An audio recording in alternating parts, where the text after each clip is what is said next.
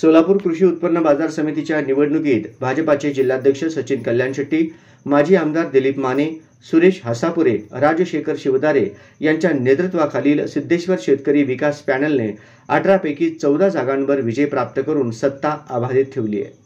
तर आमदार सुभाष देशमुख, आमदार विजयकुमार देशमुख यांच्या गटाला धक्का बसलाय. त्यांना केवळ 4 जागांवर समाधान मानावे लागत आहे. सोलापूर बाजार समितीच्या निवडणुकीची मतमोजणी सोमवारी सकाळी 8 वाजल्यापासून श्री सिद्धेश्वर सहकारी साखर कारखान्याच्या आप्पासाहेब काडादी मंगल कार्यालयात सुरुवात झाली.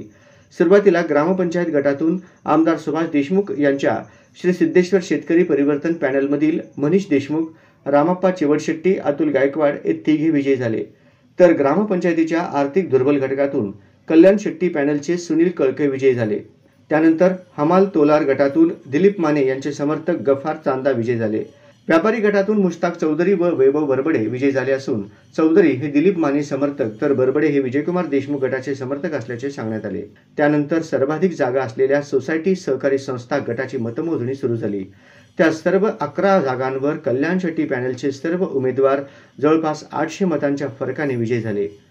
सोसायटीतून माजी आमदार दिलीप माने, सुरेश हसापुरे, राजशेखर शिवदारे, श्रीशैल नरोळे, प्रथमेश पाटील, उदय पाटील, नागण्णा बनसोडे, इंदुमती अलगोंडा पाटील, अनिता विभूते, अविनाश मार्तंडे, सुभाष पाटोळे हे विजयी झाले आहेत. यामुळे या निवडणुकीत 14 विरुद्ध 4 अशा फरकाने कल्याण शेट्टी माने हसापुरे पॅनलने वर्चस्व सिद्ध केले आहे.